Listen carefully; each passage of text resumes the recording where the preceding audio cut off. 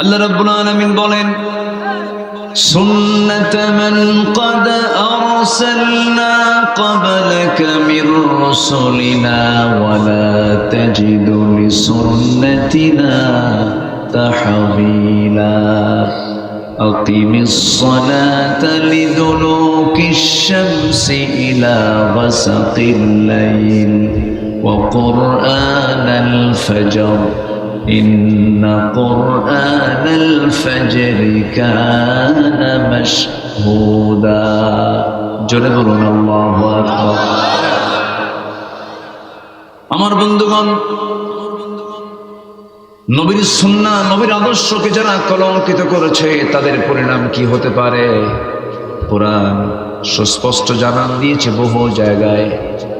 এই পৃথিবীতে এক কথায় যদি বলা যায়, এই পৃথিবীতে সবার আগে যিনি সবচাইতে যিনি বড় তিনি আমার কে বলেন? আসতে বলবেন না, সবচেয়ে বড় তিনি আমার কে বলেন?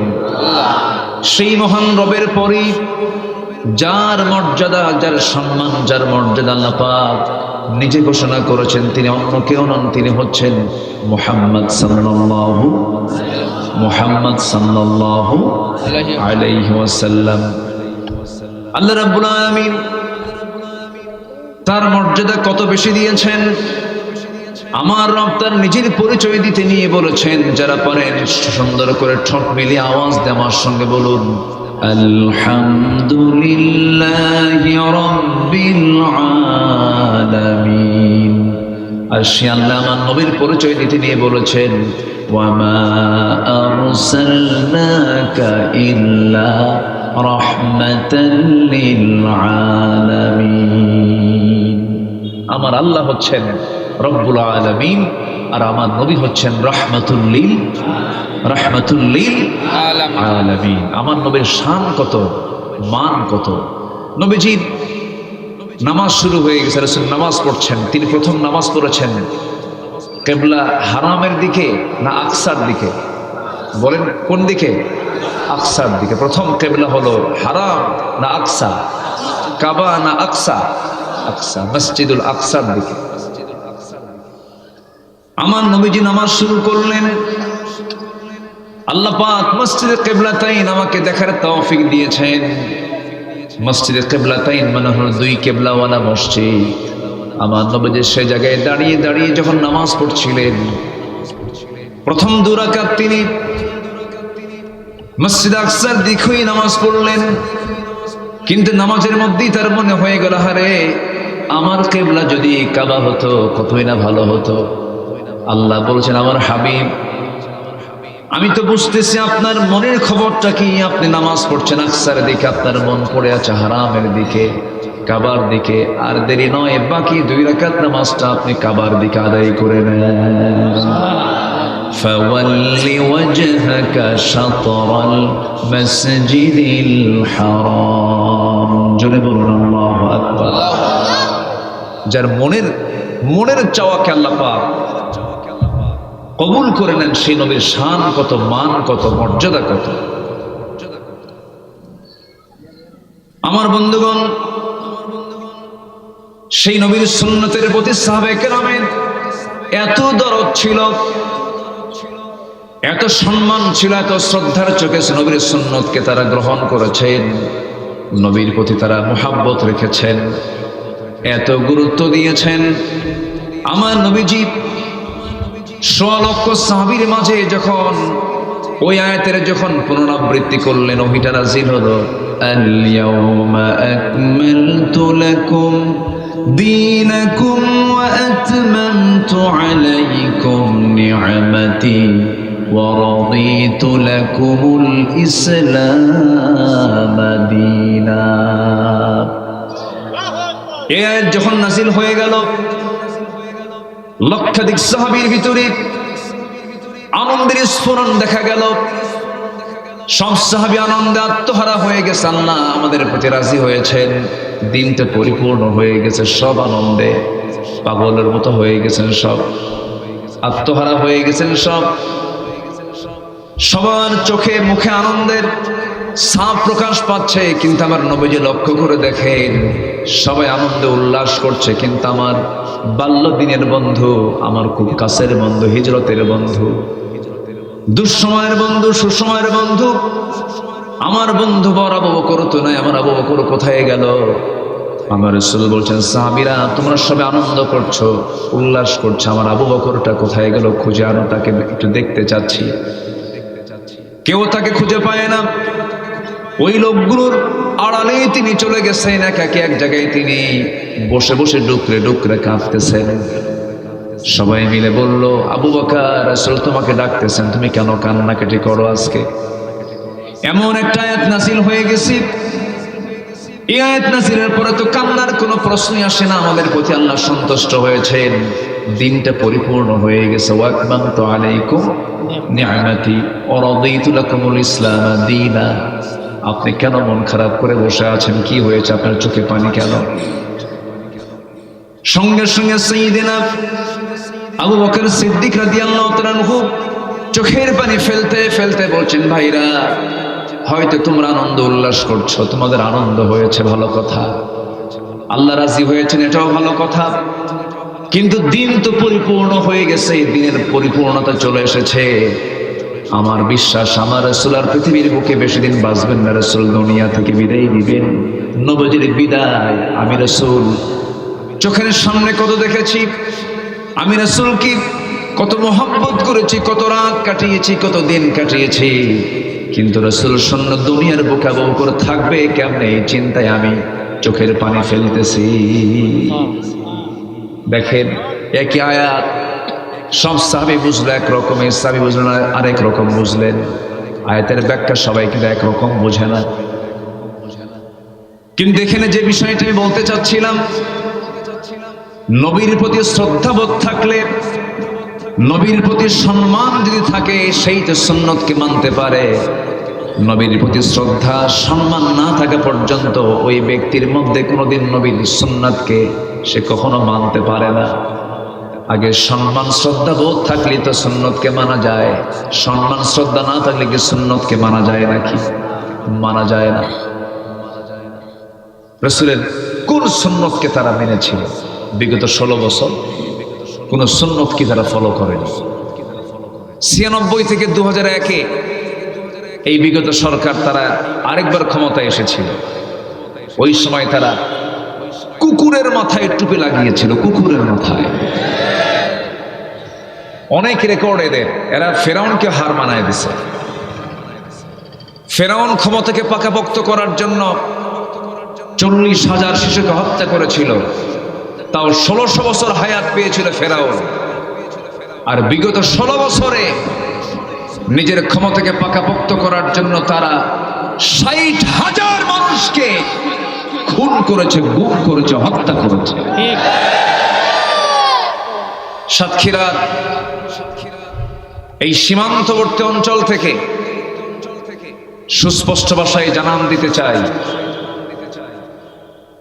যে সাতক্ষীরার মানুষ সবচাইতে বেশি জুলুমের শিকার ছিল 16 বছর। ঘুমাতে পারেনি। একজন জনপ্রিয় জনপ্রতিনিধি, হাজার হাজার আলেমের উস্তাজুল আসাতিজা, একজন নির্বাচিত জনপ্রিয় এমপি আব্দুল খালেক মন্ডল রাহিমাহুল্লাহ, তার বাড়িটা এখন ইতিহাসের সাক্ষী হয়ে আছে। বুলডোজার দিয়ে একজন সংসদ সদস্যের বাড়ি বুলডোজার দিয়ে ভাঙ্গা হয়েছে। সময়ের ব্যবধানে যিনি ভেঙ্গেছেন অন্যের বাড়ি, আজ ভেঙ্গে পড়েছে তার বাড়ি। ঠিক কিনা? সময়ের ব্যবধান। অতএব জুলুম করলে অবশ্যই তার ফলাফল আছে না নাই? আসতে বলবেন না, আছে না নাই? এটা ভেঙ্গেছে প্রশাসন, আর ওটা ভেঙ্গেছে জনগণ।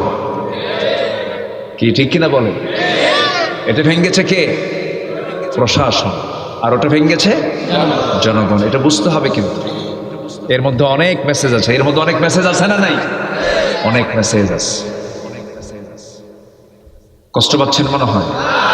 কষ্ট পেলে কিচ্ছু করার নাই তো, আমাকে কথা বলতেই হবে,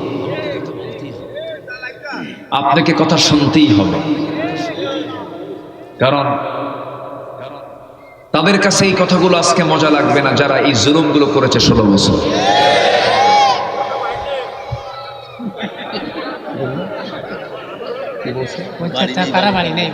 ও তারা বাড়ি নেই।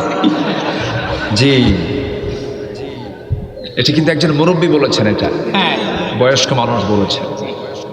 কত পরিমাণ টেনশন আর জুলুম দেখলে পরে এই কথাটা মুখ থেকে বের হয়। যাই হোক, আল্লাহ আছেন না নাই বলেন তো? কিছু কিছু বুড়া চাচা বলতো কি জানেন, এ না মরা পর্যন্ত উপায় নাই। বলছে কি না? কে না মরা পর্যন্ত উপায় নাই। আল্লাহ বলল না, ওকে দেখায় ছাড়া।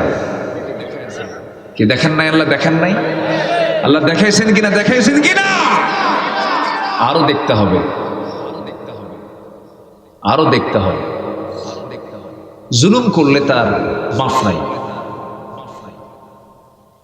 জুলুমের সাথে আল্লাহর সম্পর্ক হতে পারে না। আল্লাহর সঙ্গে সম্পর্ক করার 1 নম্বর শর্তই হলো জুলুম ছাড়া সম্পর্ক করতে হবে,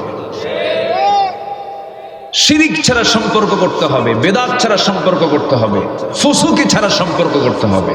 এগুলো সাথে নিয়ে আল্লাহর সঙ্গে সম্পর্ক হয় না। তাহাজ্জুদ পড়ে লাভ নাই, হাতে তসবিহ নিয়ে লাভ নাই। অভিনয় দেখলাম 16 বছর, বহু নির্বাচন আসলে পরই কি সুন্দর করে বক্তব্য দেয়। আগামী নির্বাচনে আমাকে যদি ভোট দেন, নির্বাচিত করেন, তাহলে মদিনার সনদে দেশ চালাবো। দেখছেন কত বড় মিথ্যা কথা। কিসের সনদে কোন তো? কোথায় চার্টার অফ মদিনা? মদিনার সনদটা কোথায়?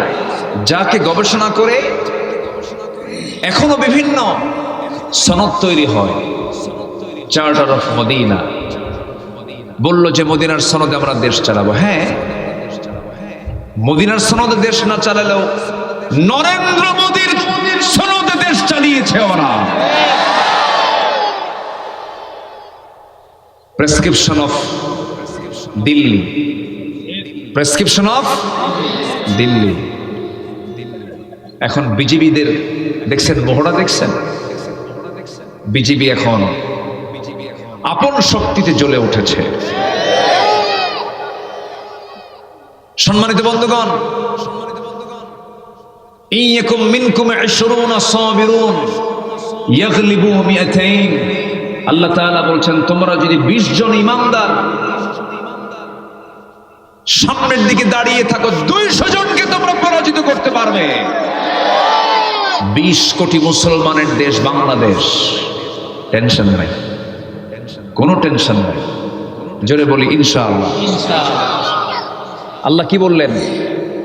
তুমি যদি 20 জন হও, 200 জনের উপরে আমি তোমাকে বিজয় দিয়ে দেব। তাহলে 20 জন কত জনকে হারাবে? 200 জনকে। তাহলে কয় গুণ হলো বলেন? বলেন 10 গুণ। ওদের সংখ্যা যদি হয় 200 কোটি, আমার আছে কত? কি সংখ্যা মিলছে? এটা ব্যাখ্যা মিলতে হবে তো। আল্লাহর আয়াতের ব্যাখ্যার মিল হবে কিনা বলেন? গজওয়াতুল হিন্দের দিকে সামনে গিয়ে যাচ্ছে, ওরা মসজিদ ভেঙ্গে টুকরো টুকরো করা মানে ওরাও টুকরো হয়ে যাবে সময়ের ব্যবধানে। আমরা 20 কোটি, আমরা কত? 20 কোটি। আল্লাহ বলছেন, ইয়াকুম মিনকুম 20 সাবিরুন ইয়াগলিবু 200। 20 জন ধৈর্যশীল হলে পরে 200 জনের উপর আমি আল্লাহ নিজে বিজয় দিয়ে দিব। কিন্তু হতে হবে ধৈর্যহীন না ধৈর্যশীল? বলেন, ধৈর্যহীন না ধৈর্যশীল? ঈমানহীন না ঈমানদার? জালিম হওয়া যাবে না, মজলুম হন, সমস্যা নেই। জালিম হলে কায়দা না বেকায়দা? বেকায়দা। চরম বিপদে পড়তে হবে। আমাকে সময় দিতে হবে, কিন্তু আমাকে সময় দিচ্ছেন তো নাকি? ইনশাআল্লাহ। কারো কোনো সমস্যা নাই তো? জোরে বলি ইনশাআল্লাহ।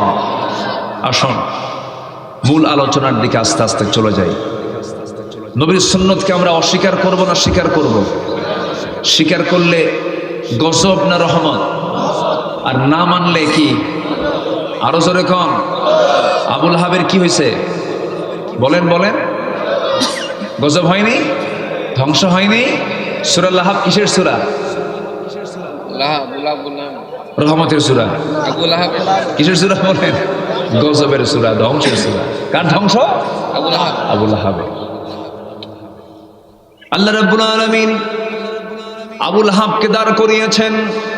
নবীর সুন্নতকে মানলে কি হতে পারে? আবুল আহাবের দিকে তাকায় দেখো। সুন্নতকে না মানলি তাকায় দেখো আবু জেহেলের দিকে। আবু জেহেল এত বড় নেতা ছিল, এত বড় মেধাবী ছিল, আল্লাহ তাকে এত পরিমাণ জ্ঞান দান করেছিলেন। উটের পায়খানা দেখে বলতে পারতো এটা কোন গোত্রের উট। উটের পায়খানা দেখে, উটের পায়খানা দেখে বলতো যেটা কোন গোত্রের উট হতে পারে। মানুষের পদচিহ্ন দেখে বলতে পারতো এটা কোন গোত্রের পদচিহ্ন, কোন গোত্রের লোকদের পদচিহ্ন। আবু জাহেল যেদিন বদর প্রান্তর আবু জাহেল তার 1000 সৈন্য নিয়ে বদর প্রান্তর হাজির হলো, সেই দিন আমার নবীজির নেতৃত্বে ছিল হলো 313 জন, আর ওরা হলো কতজন? 1000। কয় গুণ বেশি? প্রায় 3 গুণ। এইদিকে আল্লাহ তাআলা বলছেন কি 20 জনে কতজন? এক জায়গায় দাঁড়িয়ে বলল, আবু জেহেল আমরা 450 মাইল অতিক্রম করে বদর নামক প্রান্তর পর্যন্ত আসলাম। সত্যি করে বলো তো, আমরা যার বিরুদ্ধে যুদ্ধ করতে আসছি লোকটা কি, লোকটা কেমন? তুমি আবু জেহেল বলো তো। আবু জেহেল বলতেছে আকাশের নিচে আর জমিনের উপরে মুহাম্মদ বিন আব্দুল্লাহর চাইতে ভালো মানুষ আমার চোখে পড়ে নাই। এটা কে কয়? আজ থেকে কে কয়? কে বলে? কে বলে?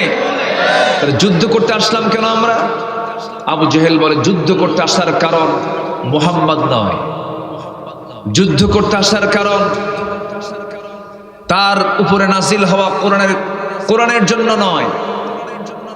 কোরআনও সঠিক, মুহাম্মদও সঠিক, ইসলামও সঠিক, কিন্তু যুদ্ধ করতে এসেছে শুধু একটা মাত্র কারণ, ক্ষমতার জন্য, জিয়ার রক্ষা করার জন্য। এই চেতনার লোক এখন আছে না নাই? আসতে বলবেন না, আছে না নাই? কেউ কিন্তু বলেনি সাইদি সাহেব খারাপ মানুষ, ওরাও বলেনি লোকটা ভালো, কিন্তু রাজনীতি করতে আসলো কেন? কি আমার কথা কি বুঝতেছেন আপনারা? নিজামী সাহেব ভালো মানুষ, রাজনীতি করতে আসলো কেন? রক্তের প্রয়োজন। আমি নিজের সাক্ষী, আমি ঢাবির ছাত্র ছিলাম। ঢাকা ইউনিভার্সিটির হলগুলো ইয়াং ছেলে পেলে সেখানে থাকে, হলে ছাত্রাবাসে থাকে। রক্তের প্রয়োজন হলে পরে এসে বলতো রক্ত লাগবে, কার কোন গ্রুপ আছে। তো রক্তের সময় বলতো যে রক্তগুলো যেন অন্য কোনো দলের ছেলে পেলেন না হয়, ওরা গাঁজা খায়, মদ খায়, রক্ত যেন শিবিরের ছেলের হয়। ওরা রক্ত শিবিরের নেয় বাঁচা রাখ দিয়া। রক্ত ভালো, মিথ্যা কথা কয় না, সব ঠিক আছে, কিন্তু দোষ হলো রাজনীতি করে। মানে ওরা ভাবছে রাজনীতি ওদের পৈতৃক সম্পত্তি। আমরা এই 54 বছরে দেখেছি কেউ বাপের রাজনীতি করে, কেউ স্বামী রাজনীতি করে। কি ঠিক কিনা বলেন? কারো বাপের দেশ, কারো স্বামীর দেশ, মাঝখান দিয়ে আমরা শেষ। আমাদের সব দেখা শেষ। আগামীর দেশ আমরা দেখতে চাই কোরআনের দেশ। রাজি আছেন কারা কারা? হাত উঁচু করে দেখান মুসলমান।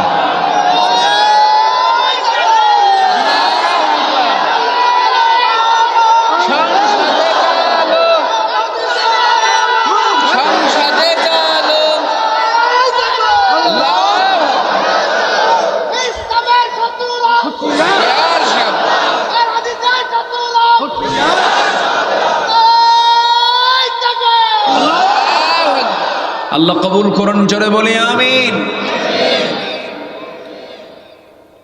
কষ্ট পাচ্ছেন মনে হয়? আলোচনা চালাই সারা রাত, জানাজা সহ। এত কথা বলা যাবে তাই? আপনাদের ভাষাগুলো অনেক মিষ্টি, খুব সুন্দর ভাষা, আপনার কথা বলেন, এত মজা পাই। আপনাদের এলাকার যদি বলা হয় যে এলাকার সবচেয়ে কোন জিনিসটা ভালো, আমি বলি এদের কথা ভালো। বলি আলহামদুলিল্লাহ। কি ভালো কথা, অনেক সুন্দর মিষ্টি ভাষায় কথা বলে। ভাত খেয়ে যাবেন বলো, ঠিক আছে না? আছে কি না? হুজুর ভাত খেয়ে যাবেন বলো, বলে কি না? বলো শব্দটা আপনাদের এলাকার ভাষার হলো গহনা। মেয়েদের মানায় কিসে বলেন তো? গহনায়। ভাষার কিছু গহনা আছে না নাই? ভাত খেয়ে যাবেন বলো, এই বলো শব্দটা এক্সেস, এটা আপনার ভাষার গহনা। নোয়াখালীতে ওদের ভাষার গহনা হলো কেন। হুজুর ভাত খাবেন কেন? এই কথা কি বুঝতেছেন? দোয়া করবেন কেন? হুজুর ভাত খাবেন কেন? কি কথা বোঝেন নাই? এটা তাদের ভাষার গহনা। লক্ষ্মীপুরে ওদের ভাষার গহনা হলো যে, হুজুর দোয়া করবেন যে, কোথায় যাবেন যে, এখানে বসেন যে। তাদের ভাষা শেষে কি বলে? যে।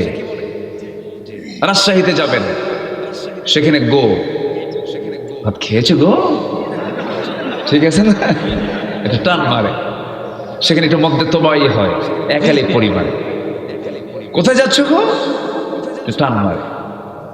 আবার চলে যাবেন ময়মনসিংহের দিকে, জামালপুরের দিকে, ওই দিকের মাঠ বিশাল বড়, জমির মাঠগুলো মাইলকে মাইল দেখা যায় না, অনেক লম্বা, ওদের ভাষাও খুব লম্বা। হুজুর কোথায় যাইবি? ভাত খাইছন? এখানে একদম প্রায় 3 আলি পরিমাণ টান দেয়। তো এই যে ভাষাগুলো, সব ভাষার গহনা কে দিয়েছেন? কে দিয়েছেন? আল্লাহ দিয়েছেন। তবে শ্রেষ্ঠ ভাষার গহনা হলো কোরআনে কারীম। যেরকম সুবহানাল্লাহ, এর চাইতে শ্রেষ্ঠ গহনা পৃথিবীতে আর। হাজি হজে গেছে, মন খারাপ, তার ভাষা কেউ বোঝে না। সাতক্ষীরা বাড়ি তো, মন খুব খারাপ, 1.5 মাস 45টা দিন থেকে আসছে, কথা বলতে গেলে কথা বোঝে না।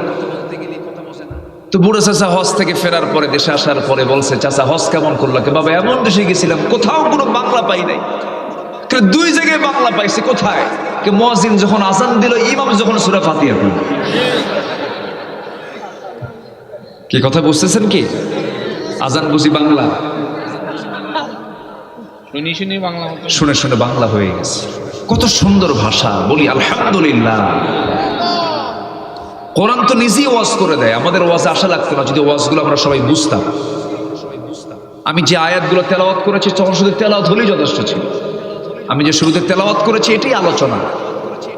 আল্লাহ তাআলা তার রাসূলকে ডাক দিচ্ছেন, ইয়া নবী না ইয়া আইয়ুহান নবী।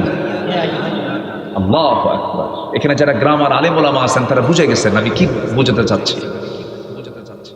সকল নবীকে আল্লাহ রাব্বুল আলামিন সোজা নাম ধরে ডাক দিয়েছেন। সকল আম্বিয়া কেরামকে আল্লাহ রাব্বুল আলামিন নাম ধরে সম্বোধন করে ডাক দিয়েছেন। কিন্তু যে কোরআন নবীর উপরে নাজিল হলো, সেই কোরআনের বা থেকে শুরু করে ইয়াসিন পর্যন্ত আপনি সার্চ দিয়ে দেখবেন, একটা জায়গাও কোথাও পাবেন না ইয়া মুহাম্মদ বলে আল্লাহ তার রাসূলকে ডাক দিয়েছে। কি সম্মান আল্লাহ রাব্বুল আলামিন আমার নবীকে দান করেছেন। যেরকম ডাক দিয়েছেন আমাদের আব্বা জান আদমকে ডাক দিয়েছেন, ইয়া আদম উসকুন আনতা ওয়া যাওজুকাল জান্নাহ। ডাক দিয়েছেন ওয়া মা তিলকা বিয়ামিনিকা ইয়া মূসা। ইয়া ইয়াহইয়া খুযিল কিতাবা বিকুওয়া ইয়া ইব্রাহিম। আল্লাহ রাব্বুল আলামিন সব নবীকে নাম ধরে ডাক দিলেন, হরফে নিদা প্রয়োগ করে ডাক দিলেন। কিন্তু আমার নবীকে ডাক দিচ্ছেন কি দেখেন, ইয়া আইয়ুহার রাসূল বাল্লিগ মা উনজিলা ইলাইক। আরেক জায়গায় ডাক দিচ্ছেন, ইয়া আইয়ুহাল মুযাম্মিল কুমিল লাইলা ইল্লা কালিলান নিসফাহু আও ইনকুস মিনহু কালিলান আও জিদ আলাইহি ওয়ারাত্তিলিল কুরআনা তারতিলা। জোরে বলুন আল্লাহু আকবার।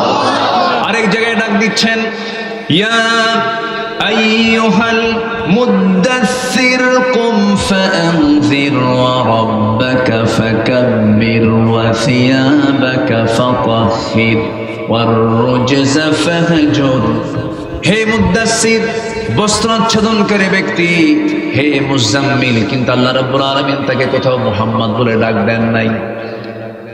আল্লাহ তাআলা তার রাসূলকে এত সম্মান দান করেছেন, আল্লাহ নিজে তার শানে বলছেন, যারা পারেন ঠোঁট মিলিয়ে বলেন, ইন্নাল্লাহা ওয়া মালাইকাতাহু ইউসাল্লুনা আলান নবী ইয়া আইয়ুহাল্লাযীনা আমানু সাল্লু আলাইহি ওয়া সাল্লিমু তাসলিমা।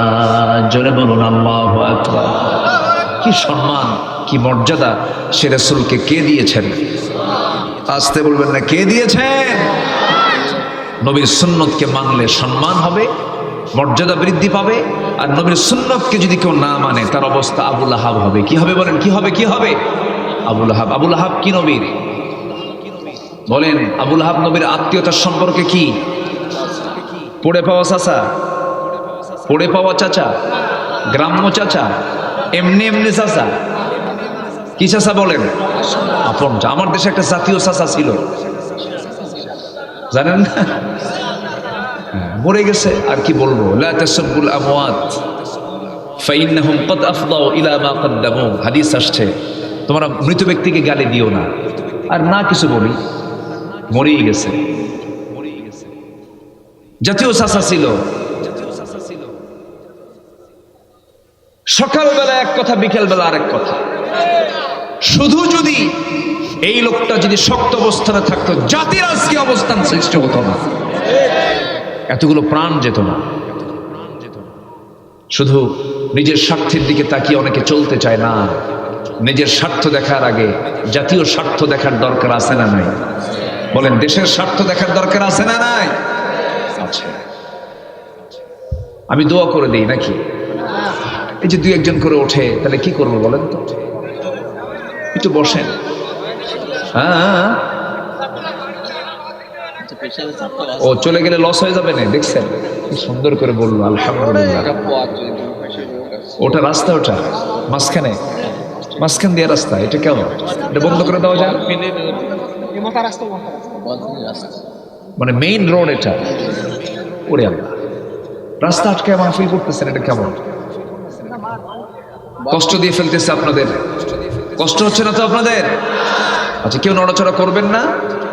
এটা ওয়াজ মাহফিল, তাফসীর মাহফিল। এখানে যদি কেউ শৃঙ্খলার ভঙ্গ, যদি এই জাতীয় শৃঙ্খলা ভঙ্গের যদি কোনো দৃষ্টি ফেরেশতাদের দৃষ্টিতে পড়ে যায়, দৃষ্টিগোচর হয় যে এটা শৃঙ্খলা ভঙ্গ হলো, আর ওরা যদি মামলা দেয়, জামিন পাওয়া যাবে? সাবধান, এখানে খুব আদব নিয়ে থাকতে হবে। একটু বসে। তাহলে নবীর সুন্নতকে যদি না মানা হয়, কলঙ্কিত করা হয়, তাহলে তার পরিণতি কে হবে বলেন তো? কার মতো হবে? কার মতো হবে? আবু লাহাবের মতো হবে। এই দিকে লক্ষ্য করে আল্লামা ইকবাল বলেছেন, বেমুস্তাফা বরসানে খাহিশ রাকে দিন হামিন আস্ত, अगर बेवाने रसीदे तमाम बुलहबी अस्त। তোমার আদর্শ যদি নবীর আদর্শের সঙ্গে মিলে যায়, ভাবতে হবে তোমার জন্য এটা সঠিক দিন। আর তোমার আদর্শের সাথে যদি নবীর আদর্শের মিল না পড়ে, ভাবতে হবে তোমার সমস্ত আমলগুলো আবু লাহাবের হয়ে গেছে। আবু লাহাব রাসূলকে কষ্ট দিয়েছে, আবু লাহাব রাসূলকে গালি দিয়েছে, আবু লাহাব নবীর সঙ্গে সম্পর্ক ছিন্ন করেছে। আল্লাহ রাব্বুল আলামিন সহ্য করতে পারেন নাই। আল্লাহ রাসূলকে বুঝাচ্ছেন, হে রাসূল, আপনাকে গালি দিলে আমার সহ্য হয় না, আমি আপনাকে জানায় দিচ্ছি। যারা পারেন ঠোঁট মিলিয়ে বলুন, তাব্বাত ইয়াদা আবি লাহাব ওয়া তাব্ব মা আগনা আনহু মালুহু ওয়া মা কাসাব সায়াসলা নারান যাতা লাহাব ওয়া ইমরাআতুহু হাম্মালাতাল হাতাব ফি জিদিহা হাবলুম মিন মাসাদ। ধ্বংস হোক আবু লাহাবের হস্তদ্বয়, যা সে কামাই করেছে তাও ধ্বংস হয়ে যাক, ধ্বংস হয়ে যাক, সে নিজে এবং তার বউ সহ ধ্বংস হয়ে যাক। আল্লাহ পাক কি পরিমাণ রাগ করলে পরে তার বউয়ের নামটা এখানে নিয়েছেন। আবু লাহাব রাসূলকে কষ্ট দিয়েছে, তার বউটা কষ্ট দিয়েছে। আজকের যুগেও যারা নবীর সুন্নতকে যারা না মানবে, নবীর আদর্শকে লালন না করে যারা নবীর বিরুদ্ধে যারা অবস্থান নেবে, তাদের অবস্থানটা আবু লাহাবের মতোই হবে, উতবা সাইবার মতোই হবে, আবু জেহেলদের মতোই হবে। আবু জেহেল শুধুমাত্র একটা কারণে তার আজকে গোটা পৃথিবীতে কলঙ্কিত একটা নাম। আবু জেহেল মারা গেছে 1500 বছর আগে, সেই সময় সে আবু জেহেল ছিল মক্কার সিটি মেয়র। ইসলামকে না মানার জন্য এই হিরো হয়ে গেছে জিরো। আজকে তার জায়গায় গড়ে উঠেছে আন্তর্জাতিক পায়খানা। আন্তর্জাতিক কি পায়খানা, আন্তর্জাতিক ইন্টারন্যাশনাল টয়লেট। ফার্স্ট আমি হজে যাই হলো 2009 সালে। তো 2009 সালে আমি যখন হজে যাই, ওই সময় এক পাকিস্তানি, আমি ওই টয়লেটটা আবার হারামের সাথী বলা চলে। আমি আবু জেহেলের ওই বাড়িতে যে টয়লেটটা করা হয়েছে সেই টয়লেটে ঢুকছে, আমার মানে প্রয়োজনে আমি ঢুকেছি। ঢুকেই দেখি এক পাকিস্তানি কাবলি পড়ে, পাঞ্জাবি পায়জামা পরে, অনেক লম্বা টল ফিগারের মানুষ, সে শুধু মোহরা দিচ্ছে, দৌড়াদৌড়ি করতেছে ওই টয়লেটের মধ্যে, লম্বা একটা জায়গায় দৌড়াদৌড়ি করতেছে। বললাম যে আপনি এরকম করতেছেন কেন, এখানে কি হয়েছে আপনার? বলতেছে ভাইজান আমি তো কালকেই চলে যাব, তো আসলাম একটু সাইজ করার জন্য। তো বললাম কি সাইজ মানে কি, এখানে কি? আমার আসতেছে না এখনো, নিম্নচাপ এখনো ভালো মতো আসে নাই। তুমি একটু ভালো করে একটু পাইচারি করতেছে, নড়াচড়া যেন আবু জেহেলকে ভালো করে কিছু দিয়ে যেতে পারে। সম্মানিত ভাইয়েরা, রাসূলের সুন্নাহকে না মানার কারণে, রাসূলকে যারা কলঙ্কিত করেছে, সুন্নাতকে যারা কলঙ্কিত করেছে, এদের জন্য শিক্ষা আছে হলো আবু জেহেল থেকে, ঠিক কিনা বলে? আবু লাহাব এরা যা করেছে নবীর সুন্নাহর বিরুদ্ধে করার কারণে তাদের অবস্থাটা এরকম হয়েছে। সম্মানিত ভাইয়েরা, চেষ্টা তো কম করেনি, কিন্তু হকের বিজয় দিয়েছেন তিনি আমার কে? হকের বিজয় দিয়েছেন তিনি আমার কে? আল্লাহ হকের বিজয় দিয়েছেন। কারণ হক টিকে থাকবে, বাতিল টিকবে না। আল্লাহ রাব্বুল আলামিন বলেন ওয়াকুল জাআল হক ওয়া যাহাকাল বাতিল ইন্নাল বাতিলা কানা যাহুকা। সত্যই টিকে যাবে, মিথ্যা কখনো টিকতে পারে না। মিথ্যার সাময়িকের জন্য বিজয় হতে পারে। যারা রাসূলের সুন্নাতকে, রাসূলের পদ্ধতিকে যারা যুগে যুগে কলঙ্কিত করতে চেয়েছে, তাদের অবস্থা বড় শোচনীয় হয়েছে। ফেরাউনরা টিকতে পারে নাই, নমরুদরা টিকতে পারে নাই। নবীজিদের সম্মানকে নষ্ট করার জন্য হাজারো চেষ্টা করেছে, কিন্তু শেষ পর্যন্ত বেইজ্জত হয়ে তারাই মরেছে। ছোট্ট একটা ইতিহাস মনে পড়লো, যেটা দেখেন আমাদের দেশের সঙ্গে মিলে যাবে। এই ফেরাউন মূসা আলাইহিস সালাম কি নাস্তানাবুদ করার জন্য হাজারো চেষ্টা করেছে, কিন্তু পারে নাই।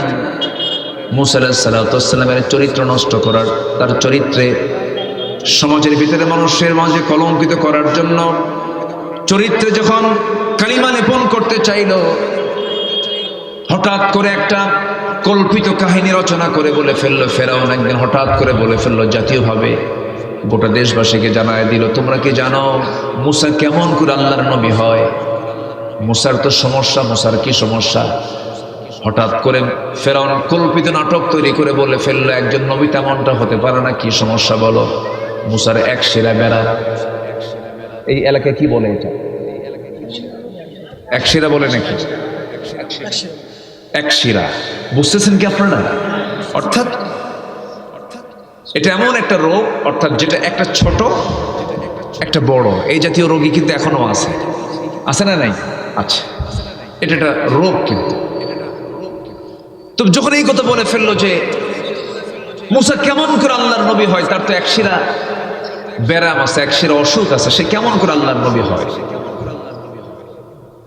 এই কথা যখন আল্লাহর পয়গম্বর মূসার কানে যখন চলে গেছে, বলেন তো এই নবী কি নরম নবী না গরম নবী? বলেন তো মেজাজ কি নিম্নমুখী না ঊর্ধ্বমুখী? খুব চরম, একদম হাই ক্লাসের মেজাজি মানুষ মুসা আলাইহিস সালাতু ওয়াস সালাম। ওনার কানে যখন এই নিউজটা চলে গেছে, তিনি এখন আল্লাহকে বলছেন, আল্লাহ শোনো, আমার তো সবকিছুই ঠিক আছে, আমার তো অস্ত্রবাদী কোনো সমস্যা নেই, কিন্তু ফেরাউন আমার উপরে তার রাষ্ট্রীয় মিডিয়া দিয়া গোটা দেশবাসীর সামনে আমাকে এরকম একটা মিথ্যা তোকমা লাগায় দিল। আল্লাহ তুমি কি করবা, তাড়াতাড়ি ফয়সালা দিয়ে দাও। এই জাতীয় কথা বলার সঙ্গে সঙ্গেই আল্লাহ বলছেন, মুসা তুমি চিন্তা করো না, তোমাকে যারা বেইজ্জত করতে চেয়েছে আমি তাদেরকে বেইজ্জত করে ছাড়বো। যেরকম আল্লাহু আকবার। এখান থেকে একটা শিক্ষা আমাদের নিতে হবে, নবীর সুন্নতকে যারা কলঙ্কিত করবে তাদেরকে আল্লাহ পাক নিজে উলঙ্গ করে দিবেন, ঠিক কিনা? আমার দেশের আলেম ওলামাদেরকে এই দীর্ঘ 16 বছর অনেক বেইজ্জত করার চেষ্টা করা হয়েছে। আব্দুল খালেক মন্ডল সাহেবের নামে ধর্ষণের মামলা দেওয়া হয়েছে, জানেন আপনারা? জানেন না? আপনারা জানেন না? বাড়ি পোড়ানোর মামলা দেওয়া হয়েছে। আল্লামা সাইদির মতো মানুষকে খুনের মামলা দেওয়া হয়েছে। আজকে তার ফলাফল কে দিয়েছেন? আসতে বলবেন না, কে দিয়েছেন? আল্লাহ দিয়েছেন। শুধু প্রেক্ষাপটগুলোকে আমি নিয়ে আসতেছি একটু মিলায় দেওয়ার জন্য। এই সালমান এফ রহমান শেয়ার বাজার, হলমার্ক, ব্যাংক হরিলুট, এই দেশের জাতীয় সম্পদগুলো হরিলুটের মূল হোতা হলো এই সালমান এফ রহমান। কত মানুষকে পথের ফকির বানিয়ে ছেড়েছে, কিন্তু তার সুরত দেখে মনে হয় জিব্রাইল ফেল। মাথা থেকে পা পর্যন্ত দেখলে মনে হয় কোথাও কোনো কালো নাই। মাথার চুল সাদা, দাড়ি সাদা, জামা সাদা, পায়জামা সাদা, জুতা সাদা, ঘড়ি সাদা, সব সাদা। যখন সে রাস্তায় হাঁটে মানুষটাও সাদা, আল্লাহ সুন্দর সুরত দিয়ে পাঠাইছে। রাস্তায় যখন হাঁটে মনে হয় কেবলই জিব্রাইল আকাশ থেকে নাজিল হয়েছে। সম্মানিত ভাইয়েরা, শেষ পর্যন্ত পালানোর চেষ্টা করেছে, পারে নাই। কোস্টগার্ড তাকে ধরে ফেলে, আইনমন্ত্রীকে ধরে ফেলে বলে, আইনমন্ত্রী স্যার আমি আপনাকে চিনছি, চলেন থানায় চলেন। আইনমন্ত্রী বলে, তুমি আমাকে তো চিনছো, ওই যে আরেকজন আছে ওরাও নিয়ে আসো। আমি কি একা যাবো নাকি? চিন্তা করেন, ইমানদারদের চিন্তা কি জানেন? আমি একা কষ্ট পেতে চাই, আমার আরেক ভাই কষ্টে না পড়ুক, ঠিক কিনা? যা হবে আমার উপর দিয়ে হয়ে যাক, আমার ভাইটা বেঁচে যাক। ইয়ার মুখের যুদ্ধে এক সাহাবী তৃষ্ণার জন্য ছটফট করতেছে, পানি দাও পানি দাও। পানি নিয়ে হাজির হয়ে গেছে সেবক। আরেকজন বলছে আমার পানি দরকার, আরেকজন বলছে আমার পানি দরকার। নিজের পানি তিনি ছেড়ে দিলেন, ছেড়ে দিয়ে বলছেন, ও সেবক পানির গ্লাসটা নিয়ে দ্বিতীয় ভাইজানের কাছে চলে যাও, সে আমার চাইতে বেশি তৃষ্ণার্ত। দ্বিতীয় জন বলে তৃতীয় জনের কাছে চলে যাও, তৃতীয় জন বলে চতুর্থ জনের কাছে চলে যাও, চতুর্থ জন বলে পঞ্চম জনের কাছে চলে যাও, পঞ্চম জন বলে ষষ্ঠ জনের কাছে চলে যাও। ষষ্ঠ জন এবার বলে ফেললো, ভাই রে আমার চাইতে প্রথম জনের কাছে চলে যাও, সে বেশি তৃষ্ণার্ত। একটা গ্লাস পানি নিয়ে শুধু ছটফট করে দৌড়াচ্ছে, কিন্তু কেউ পানি পান করে না, কারণ সবার মধ্যে একটাই চেতনা ছিল, আমার চাইতে আমার ভাইটা বেশি আগে সেবা পেয়ে যাক, সে বেঁচে থাকুক, অন্যজনকে প্রাধান্য দিয়েছে। এটাই হচ্ছে ইমানদারের লক্ষণ, ঠিক কিনা? এটা কিসের লক্ষণ বলেন?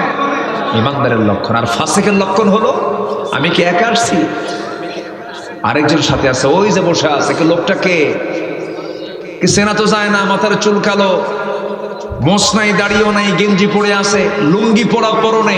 লোকটাকে কে ভালো করে দেখো, ওটাই দরবেশ। বলে দিল কে? বলেন কে বলে দিল? চেনার কোনো ক্ষমতাই ছিল না। চিন্তা করা যায়, চেনার কোনো ক্ষমতাই ছিল না। সম্মানিত ভাইয়েরা, সম্মানিত বন্ধুগণ, এই আইন মন্ত্রীর নেতৃত্বে, এই বদমাইশদের নেতৃত্বে অনেক আলেমের জীবন চলে গেছে, ঠিক কিনা? তাদের ষড়যন্ত্রের বলি হয়েছেন আব্দুল খালেক মন্ডলদের মতো মানুষ, শহীদ নিজামী, আলী হাসান মুজাহিদের মতো মানুষ। আল্লাহ বলে দিলেন, ও আমার ফাসিক বান্দা, আমার মুমিন বান্দার উপরে যে তোকমা লাগিয়েছিস, তাদেরকে বেইজ্জত করতে চেয়েছিস, আমিও তো তাদেরকে উলঙ্গ করে ছেড়ে দিলাম। যা। সুন্নত অমান্য করলে কি পরিণাম হয় বাস্তব আমার দেশে প্র্যাকটিক্যাল দেখিয়ে দিয়েছেন। তিনি আমার কে? আসতে বলুন, তিনি আমার কে? আল্লাহ আছেন না নাই? খুব দূরে না খুব কাছে? ওয়ানাহনু আকরাবু ইলাইহি মিন হাবলিল ওয়ারিদ। খুব কাছে আমার আল্লাহ, সব দেখেন। আল্লাহকে ফাঁকি দেওয়ার কোনো সুযোগ নাই, আল্লাহকে দূরে রাখার কোনো সুযোগ নাই। আল্লাহ বলছেন, বান্দারে আমি তোর স্কন্দ শিরার চেয়েও নিকটে থেকে যাই। দিনের আলোতে কি করিস, রাতের আধারে কি করিস, সব খবর আমার কাছে জানাস। একজন পয়গম্বরের কথা বলছিলেন, মুসা আলাইহিস সালাতু ওয়াস সালাম। মনে আছে তো নাকি সবার? এই মুসা আলাইহিস সালাতু ওয়াস সালামকে যখন এই জাতীয় কলঙ্কিত করার জন্য যখন তার দেহের একটা ত্রুটির কথা যখন জাতীয়ভাবে বলে ফেলল, আল্লাহ রাব্বুল আলামিন বলছেন, মুসা চিন্তা করো না, ফয়সালা করে দেব। মুসা আলাইহিস সালাতু ওয়াস সালাম একদিন তাফসীরে এসেছে, সহিহ riwayat এটা, গোসল করার জন্য তিনি ঘাটে নামলেন, পুষ্করিণীতে নামলেন, পানিতে নামলেন। কিন্তু সেই সময়ের কালচার ছিল, সেই সময় তার কাছে দ্বিতীয় কোনো লুঙ্গি ছিল না, একটা লুঙ্গি তার পরনে ছিল। তিনি যে লুঙ্গিটা খুলে আরেকটা লুঙ্গি পরবেন এমন কোনো কাপড় তার কাছে ছিল না। হালতের কারণে, পরিবেশের কারণে করলেন কি, লুঙ্গিটা তিনি নিজের পরনের লুঙ্গিটাই তিনি রাখলেন, একটা পাথরের উপরে রাখলেন। পাথরের উপরে রেখে গোসল করার জন্য পানিতে নামলেন। গোসলটা হয়ে গেছে, ওই লুঙ্গিটাই তিনি আবার পরবেন। আস্তে করে পানি থেকে উঠে এসে লুঙ্গিটা তিনি পরনে পরে নেবেন। কিন্তু আল্লাহ রাব্বুল আলামিন এই টাইমের মধ্যে পাথরকে অর্ডার দিলেন, পাথর লুঙ্গি নিয়ে দৌড় মার, লুঙ্গি নিয়ে দৌড় মার। আমার ভাষা কি বুঝতেছেন আপনারা? লুঙ্গি নিয়ে দৌড় মার। বলেন তো, আমার সচরাচর পাথর কি নড়াচড়া করে? আস্তে, পাথর কি নড়াচড়া করে? মাটি কি নড়াচড়া করে?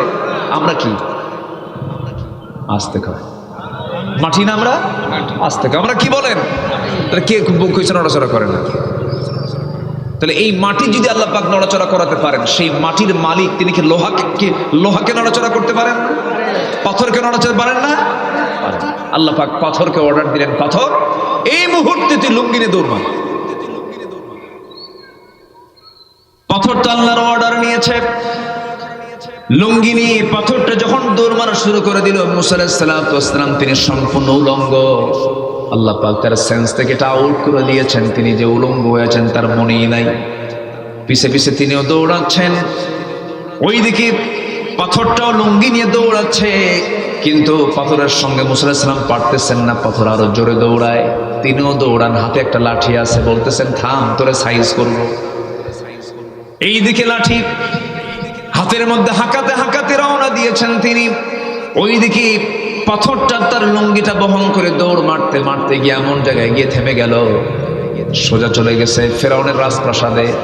ফেরাউন করেছে কি, সেই সময় সমস্ত মন্ত্রী পরিষদ বর্গদেরকে নিয়ে গুরুত্বপূর্ণ সেন্ট্রাল মিটিংয়ে বসে গেছে, সেন্ট্রাল একটা পরামর্শ বসে গেছে।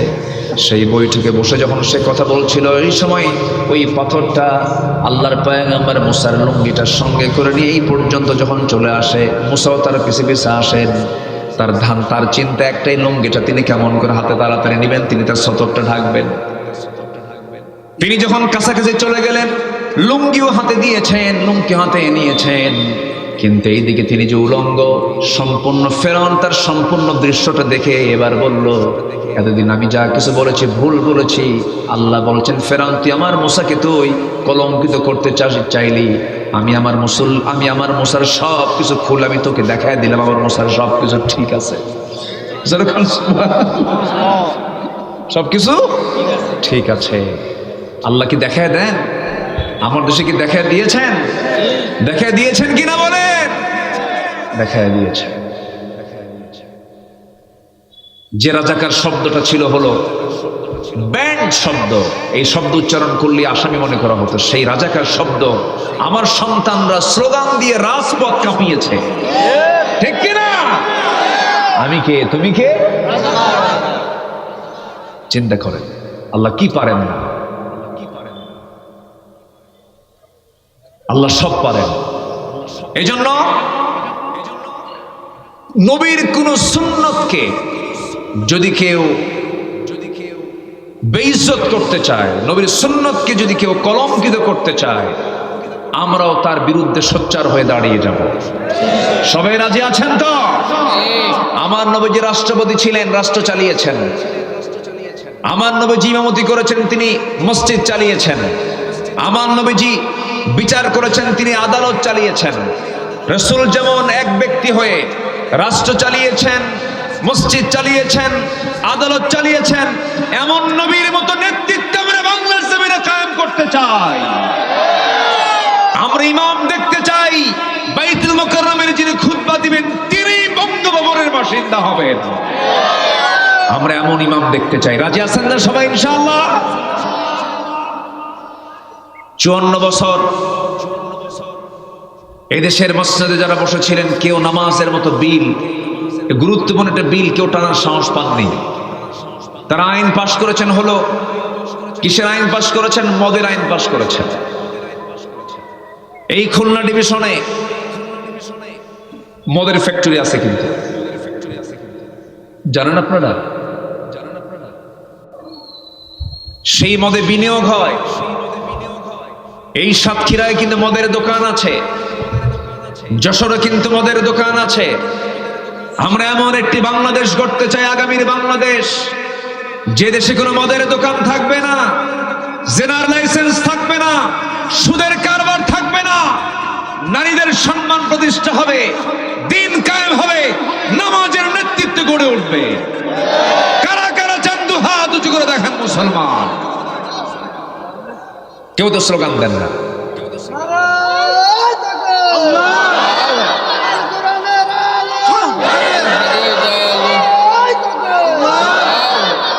আল্লাহ কবুল করুন, জোরে বলি আমিন। আরো জোরে আল্লাহুম্মা আমিন। সম্মানিত ভাইয়েরা, নবীর সুন্নতকে মানলে আমরা জান্নাত যাব না জাহান্নামে যাব? বলেন বলেন বলেন বলেন বলেন। আর সুন্নতকে যদি না মানি, সুন্নত কাকে বলে? দাড়ি রাখা নাকি? বলেন বলেন বলেন বলেন। সুন্নত মানে হচ্ছে, আমরা অনেকে ভাবি সুন্নত মানে হলো মাথায় টুপি, মুখে দাড়ি, জুব্বা, চোখে সুরমা দেওয়া, মিষ্টি খাওয়া, মিসওয়াক করা, দুপুরে খাওয়া দাওয়ার পর একটু ঘুম পাড়া, এটাকে অনেকে সুন্নত মনে করে না। সুন্নত শুধু এগুলো না। হ্যাঁ, আমার নবীজির ব্যবহারিক সুন্নত, এটা অবশ্যই, এটা আমরা মানব। কিন্তু নবীজির মিসওয়াক করার সুন্নত আর উহুদের ময়দানে দান্দান মোবারক শহীদ হওয়ার সুন্নত একরকম, এক সমান? এক সমান নয়। সহজ সুন্নতকে মানব, কঠিন সুন্নতকে মানব না, এটা নবীর অনুসরণ নয়। নবীর অনুসরণ হতে হবে এক জায়গায় না সব জায়গায়? আসতে বলবেন না, এক জায়গায় না সব জায়গায়? আমি যেখান থেকে তেলাওয়াত করেছি, সেই তেলাওয়াতকে তো আয়াত আল্লাহ রাব্বুল আলামিন রাসূলকে শাহিদ বলেছেন, মুবাশশির বলেছেন, নাযীর বলেছেন, দাঈ বলেছেন। সেই নবীজির জীবন থেকে আমরা মোটামুটি 15টা অনুকরণীয় আদর্শ আমরা আজকে শুনে যাব এক কথায়। অনেক রাত হয়েছে তো, আমি আর 10 থেকে 15 মিনিট সময় চাচ্ছি। আমি কিন্তু শুরুতেই সবাইকে বলেছিলাম, আমাদের শেষ কাজ কি হবে বলেন তো? দোয়া। দোয়া না করে কেউ যাবেন? আমরা একসঙ্গে দোয়া করে এখান থেকে বিদায় নেব, কেউ আমরা না নড়ি। 15টা অনুকরণীয় অনুসরণীয় আদর্শ। এর মধ্যে 1 নাম্বার হচ্ছে, আমরা দাওয়াত দেব মানুষকে। কার পথে? আসতে বলবেন না, কার পথে? কিসের দিকে দাওয়াত? কার দিকে দাওয়াত? দুনিয়ার কোন আইনের দিকে দাওয়াত দেব না। এই দেশে আল্লাহর আইন চাই এমন দলও আছে, আবার মানুষের আইন চাই এমন দলও আছে না নাই? আচ্ছা, আমরা কার আইন চাবো? আল্লাহর আইন চাবো। নাম্বার 2 হলো সাহসিকতা। নাম্বার 3 হলো ধৈর্য ধারণ। নাম্বার 4 হলো শ্রেষ্ঠ সুমহান চরিত্র। নাম্বার 5 হলো পরিবারের প্রতি দায়িত্বশীলতা। নাম্বার 6 হলো আমানতদারিতা, ন্যায় বিচার।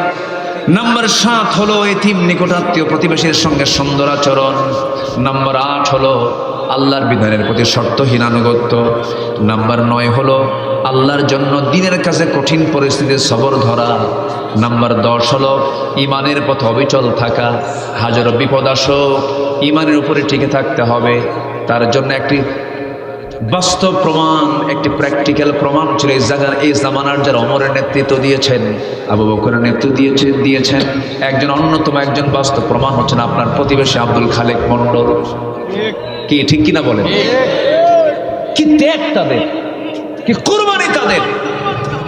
শুধু যদি বলতেন আমি দল করবো না, আমি দল ছেড়ে দিলাম, আমি দলকে প্রত্যাখ্যান করলাম, জেল খাটা লাগতো না। কিন্তু ইমানের পথে কি ছিলেন? অবিচল ছিলেন, অটল ছিলেন। এটাই হচ্ছে সবচাইতে রাসূলের অনুসরণীয়, নবীজির অনুসরণীয় যতগুলো দিক আছে এর মধ্যে অন্যতম একটি গুরুত্বপূর্ণ একটি অনুসরণীয় দিক। নাম্বার 11 হলো আল্লাহর প্রতি তাওয়াক্কুল করা। জীবনের সকল জায়গায় তাওয়াক্কুল করব কার উপরে? আসতে বলবেন না, কার উপরে? নাম্বার 12 হলো কাজে কর্মে একা সিদ্ধান্ত না নিয়ে পরামর্শ করা। আমার নবীজির সারা জীবনের এগুলো ছিল হলো আদর্শ। রাসূল একা তো করতে পারতেন, কিন্তু রাসূল কি একা করেছেন না সাহাবে কেরামকে নিয়ে করেছেন? সাহাবে কেরামকে নিয়ে করেছেন। ওয়া আমরুহুম শুরা বাইনাহুম ওয়া শাবিরহুম ফিল আমরি ফাইযা আযামতা ফাতাওয়াক্কাল আলাল্লাহ। নাম্বার 13 হলো বিনম্র স্বভাব এবং ক্ষমাশীলতা। নাম্বার 14 হলো কুফরের প্রতি চরম কঠোরতা। নাম্বার 15 হলো মুমিনের প্রতি রহম দিলওয়ালা। এই 15টা নবীজির অনুকরণীয় আদর্শ আমরা আমাদের জীবনে বাস্তবায়ন করব, সেই তৌফিক কামনা করে আমি আমার কথা আর বাড়াতে চাচ্ছি না। অনেক রাত হয়েছে, অনেক রাত, কিন্তু অনেক দূর থেকে মাহফিল আসছেন। 15 কিলো, 20 কিলো, 25-30 কিলোমিটার দূর থেকেও, শ্যামনগর থেকেও কিছু লোক আসছে। তারপরে পার্শ্ববর্তী কলারোয়া থেকে বিভিন্ন জায়গা থেকে লোকজন আসছেন। অনেক রাত হয়েছে, গাড়ি করে যানবাহনে আসছেন। আল্লাহ যেন সবার বাড়িতে ফিরে যাওয়া পর্যন্ত আল্লাহ যেন সবার জন্য যেন নিরাপদ করে দেন। জোরে বলি আল্লাহুম্মা আমিন। আমি আর কথা না বাড়িয়ে সোজা আমরা সবাই একটু নামাজের মতো করে বসি, নামাজের মতো করে বসি। দোয়ার আগ দিয়ে একটু মাহফিল কমিটি আমাকে বলেছেন একটু ব্যাগটা দিলে ভালো হয়। ব্যাগ কি দেওয়া হয়েছিল এর আগে? দেওয়া হয়েছিল।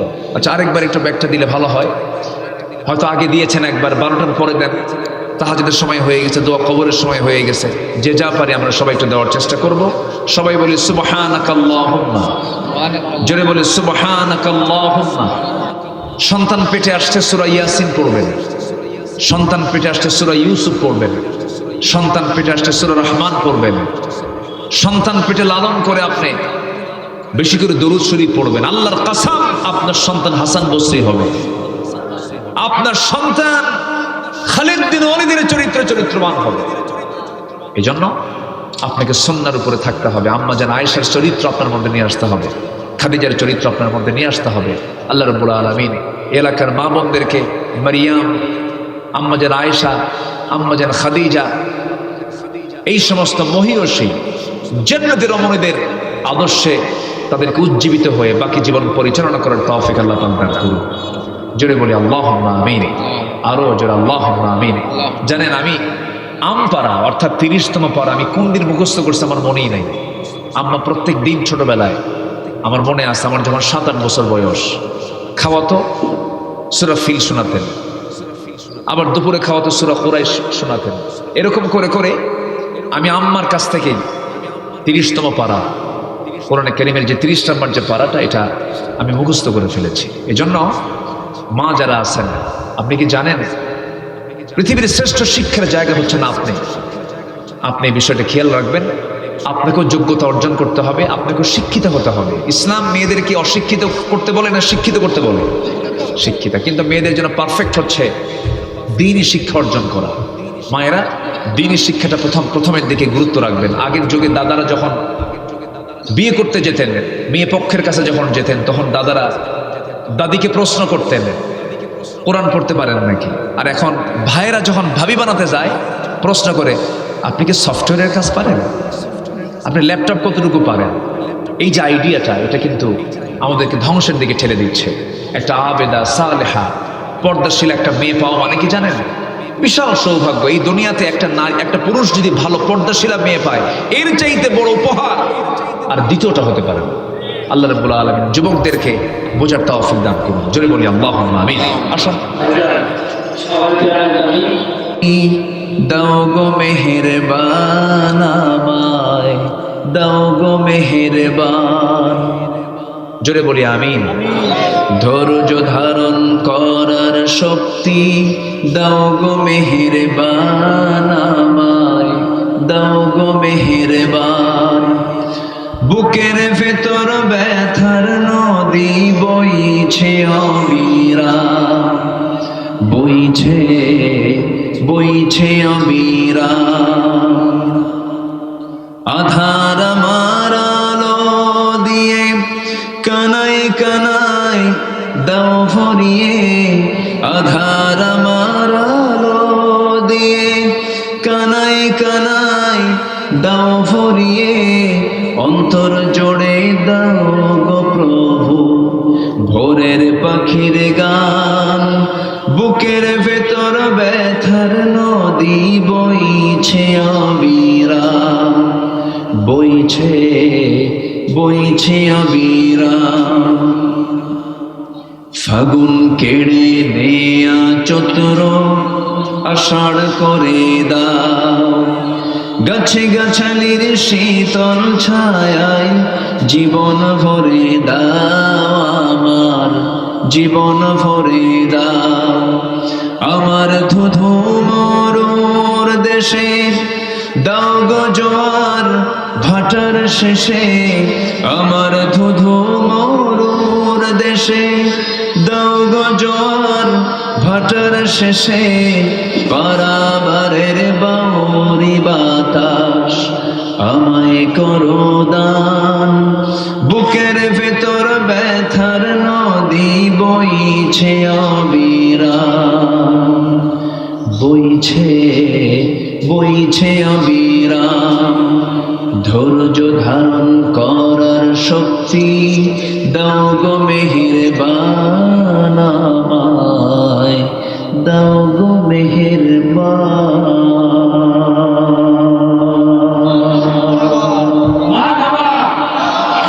জি, মানে ছাতার পিটন দিয়ে জোর করে মাদ্রাসা নিয়ে চলে গেছে।